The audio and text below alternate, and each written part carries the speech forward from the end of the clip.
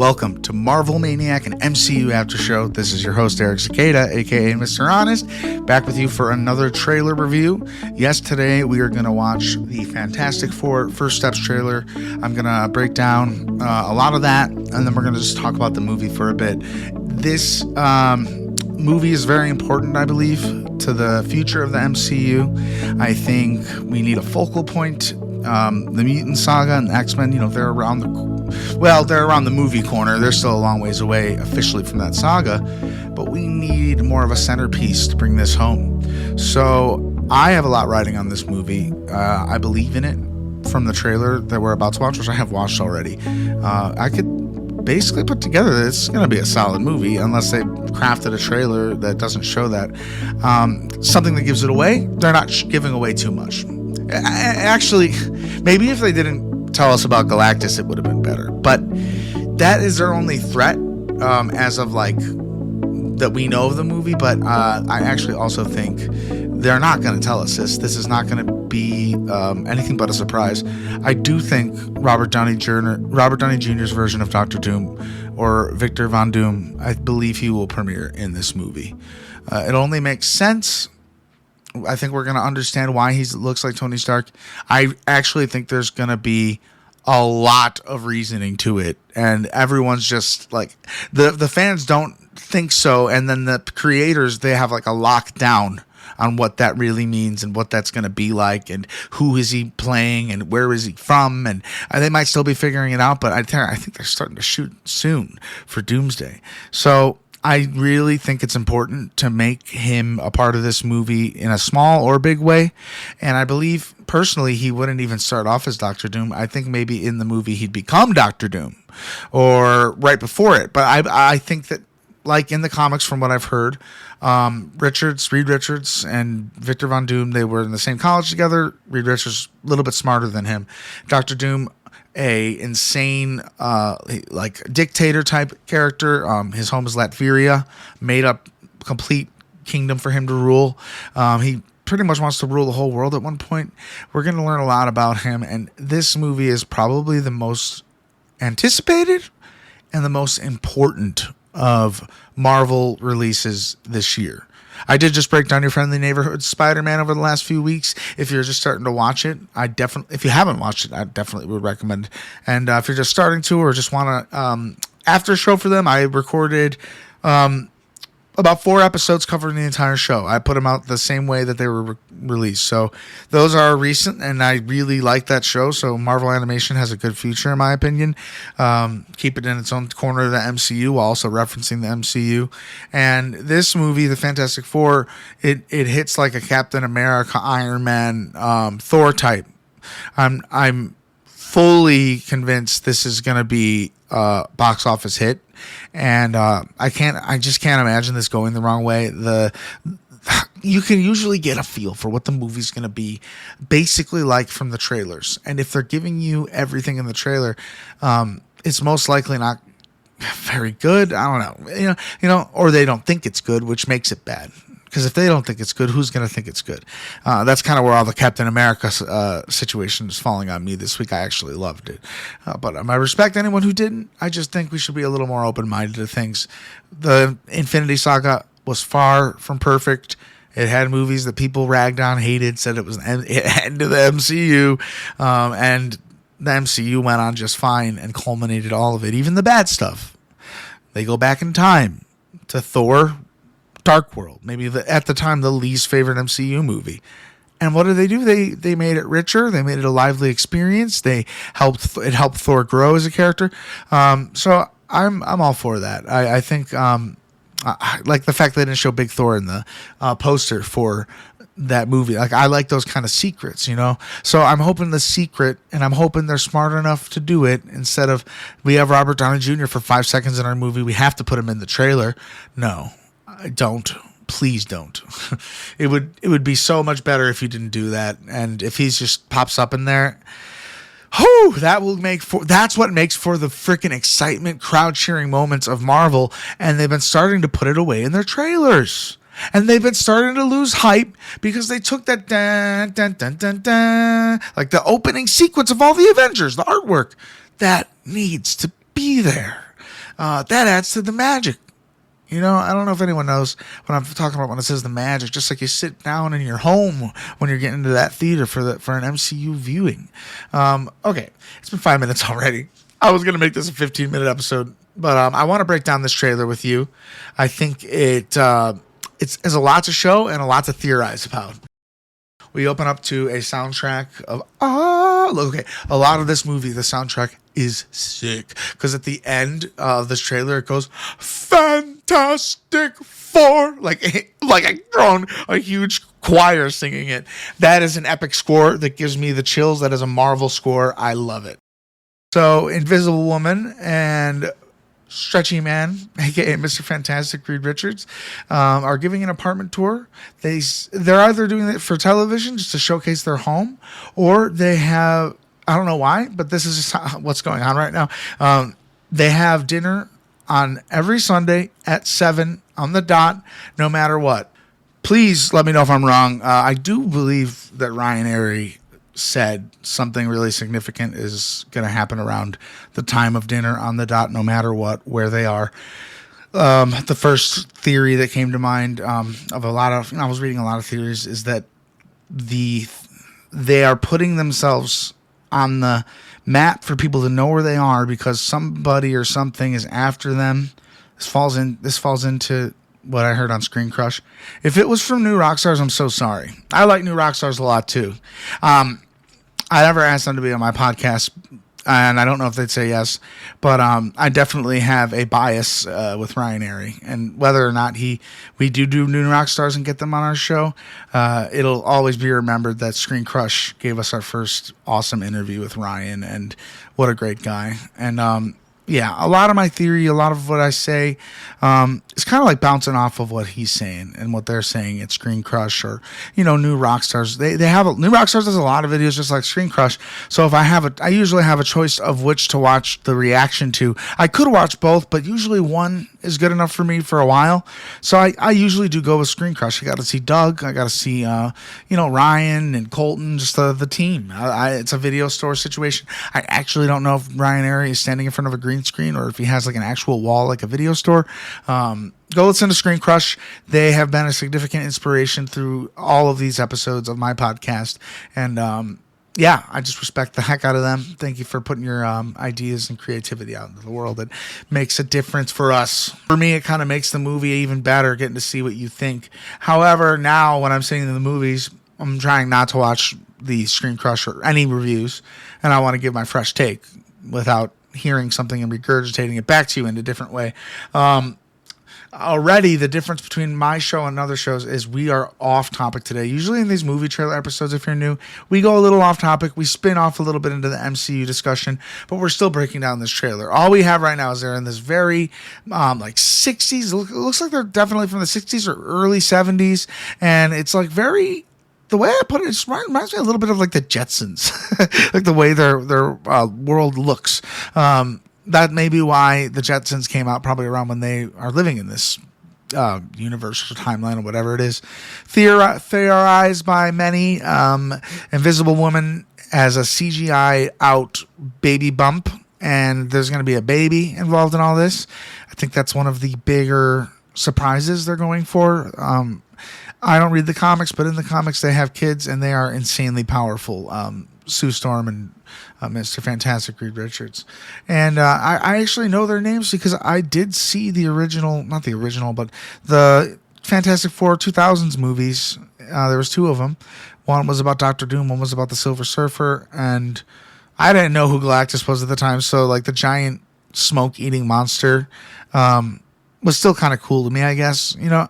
I like those characters. I kind of let myself forget them a little bit since I've been into the MCU, but now there's rumors that there will be a Council of Reed Richards, similar to the comics as well, like the Council of Kangs, and there's a good chance that the Mr. Fantastic from the original run, back in the early 2000s, he may be there because we got to see Johnny Storm and Deadpool, so we may get some variants from the past, like classic Reed Richards. I'd love that.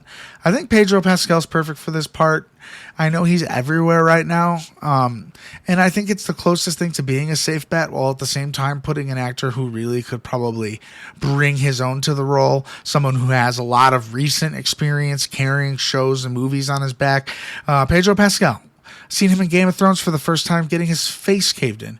Now he is everywhere. He's the Mandalorian. He's not in Jurassic Park. That's Chris Pratt. He's in a lot of stuff, and that doesn't bother me. I think he is exactly who we need for the part, and the idea of him being that part has grown on me significantly since it was announced, and since especially the trailer. We get a special looking Marvel Studios sign. I'm so excited for Marvel. Please bring back the opening though, guys. Marvel, please bring back the opening. You got to bring that back of all your movies. That's the music that brings people into the world. That's your teleportation device, Marvel. Put it back, please. So the Thing, I don't know his actual name, like his character's name.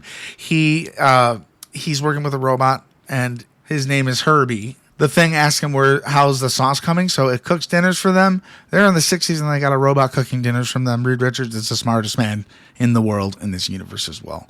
And I just love Ben Grimm. Oh, there it is. Is that his name? The Thing. I think that's his name. I don't know why it just popped in my head, so it's probably it. Watching all these videos about it. He asks how the sauce is coming, so he takes a hit of his sauce. And he's like, okay. I could see the tiny little character things they're doing to make this character probably a little bit comedic and lighthearted, opposed to such a serious story about wanting to be normal again. I think, of course, it might be a dream of him to be able to switch back and forth. And I think that might be a part of his story in the MCU, going a little more in depth in that. But the humor and the endearing factor of this character, I'm already seeing. I'm already seeing him being just so beloved. And for the casual fans who haven't really known much about the Fantastic Four, I think this is the perfect group to start us with. And the Thing's like, okay, I'm just gonna add a couple cloves of garlic. I just want to add a little zit. And then we see Sue Storm and Mr. Fantastic, enjoying, we're all here, we're laughing. And gosh darn, I'd say Mrs. Fantastic looks amazing. Mr. Fantastic looks amazing. The Thing looks great. Johnny Storm, when he's flying with the flames, look realer than ever. I know I keep jumping all over the place. However, my excitement for this movie definitely breaks through the roof. We see Reed Richards in a classroom. It looks like he might be a professor. I don't know what's going on with that, but he's writing all sorts of stuff on this board. He's a literal genius. Heard a theory that maybe this isn't even their first universe they've occupied. They might be on the run from Galactus, and it's chasing them through universes. And maybe the Sunday 7:00 dinner, maybe that's where they want him to find him. And that's where they'll be ready. They probably have a trap set at the Baxter Building, and Galactus will come straight for the Baxter Building. Something like that. We have a Silver Surfer in this movie too. She is a girl. She was from the show Ozark. Yeah, she's a good actress. Some people aren't happy with. I'm going to stop saying it because, some people aren't happy with mostly everything going on right now.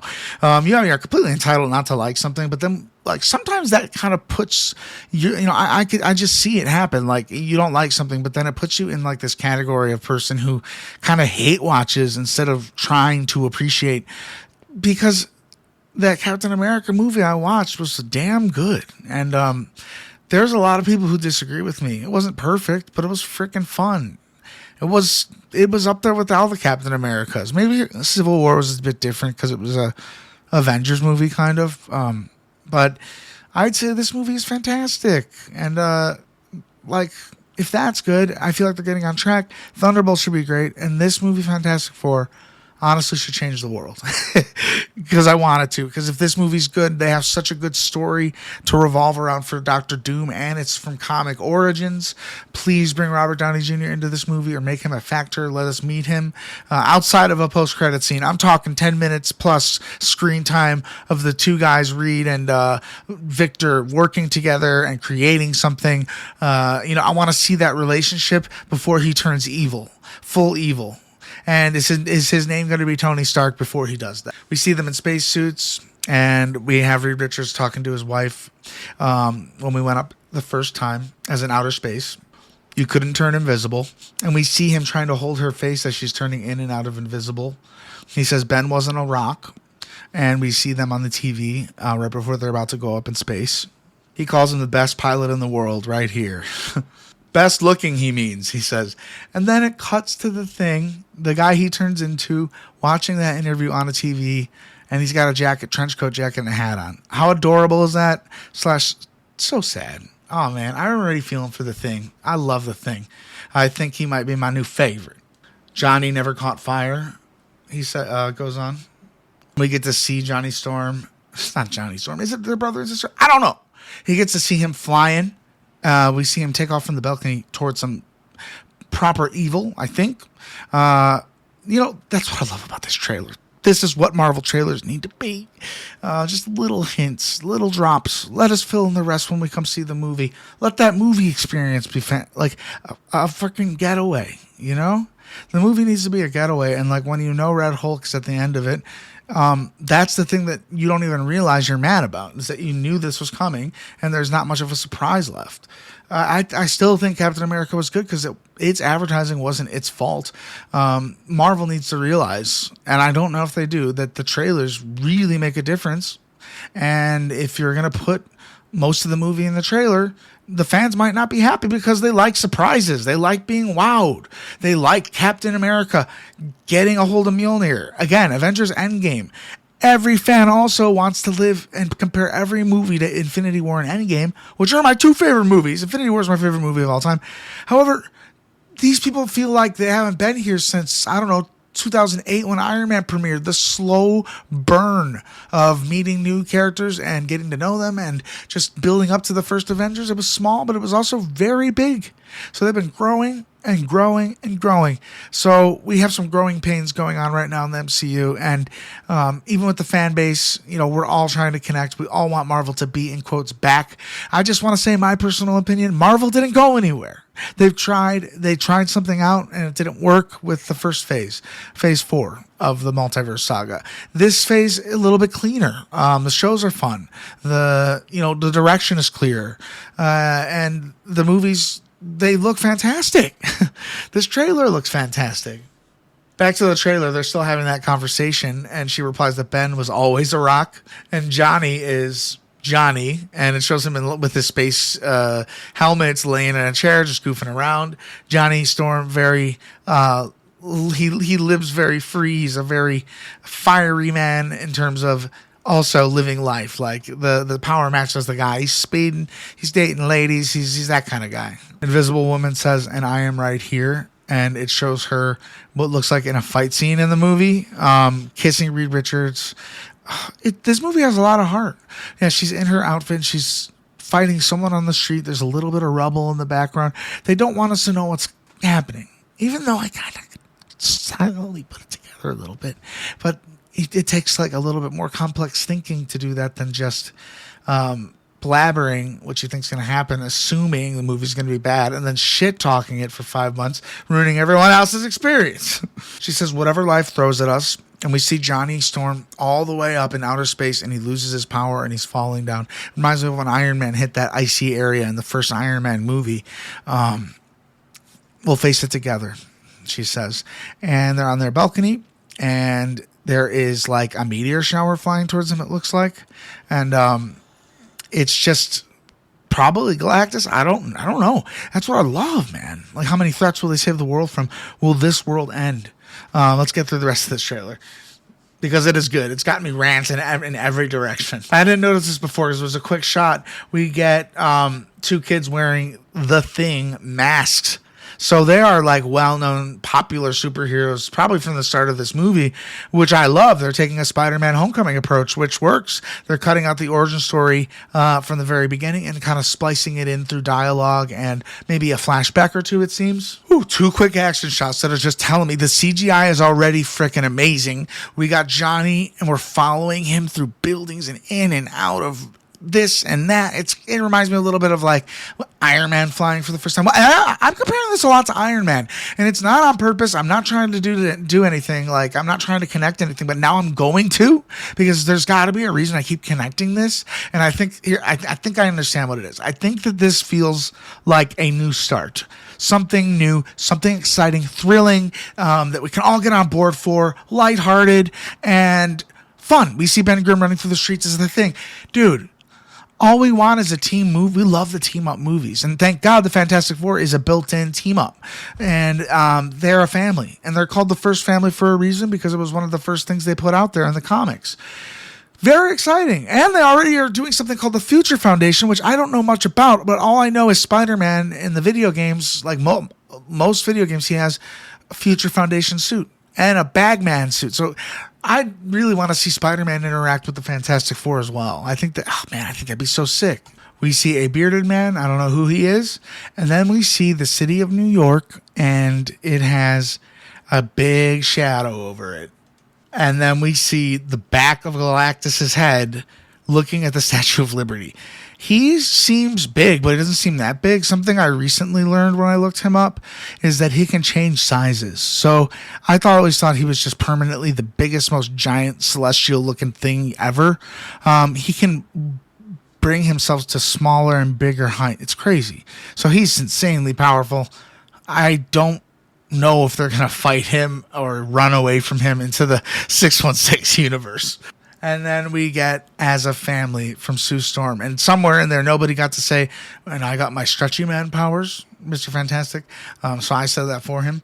And then it cuts to them on a stage with the big four behind them. They must be doing like a TV show advertisement. I think they're trying to just unify people. I'm so curious as to how this all starts.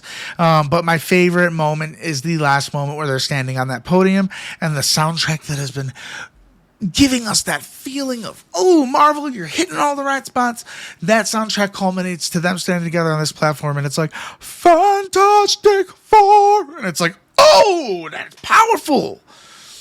That is powerful, man. I can't wait for this movie. I'm excited for the Thunderbolts, and it'll be great. But knowing that from the Thunderbolts, it'll only be 2 months until this movie, it's going to be good. If it's not, I don't know what to say. I hope the Russo brothers have some input on it, depending on Dr. Doom's inclusion and or not. I could be completely wrong about that. It's got a really nice tone. I feel like the tone matches the timeline a lot.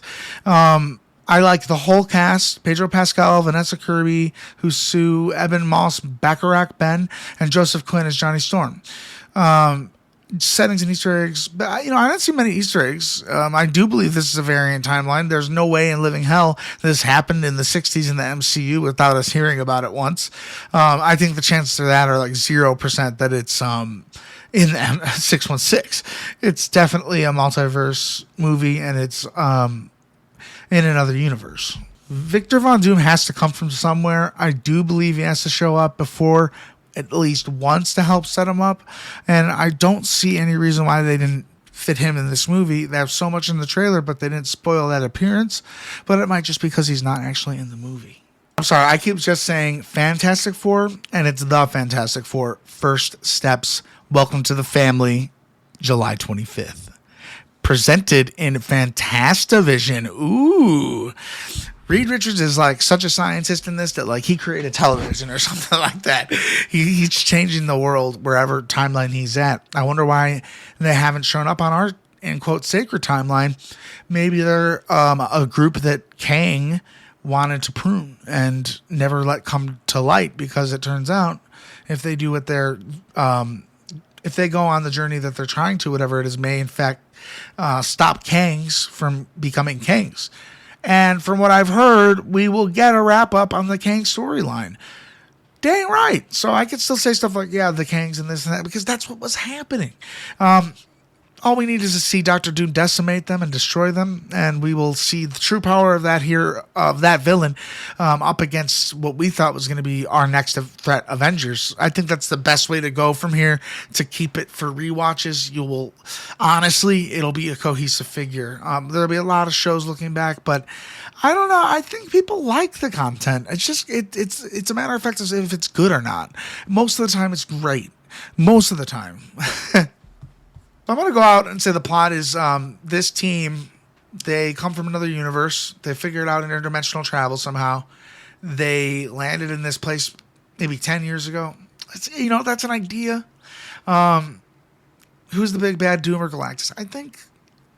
I think Doctor Doom will be in this movie. Like I said, I actually think he will be a protagonist side character similar to Loki, and at the end we find out his true intentions.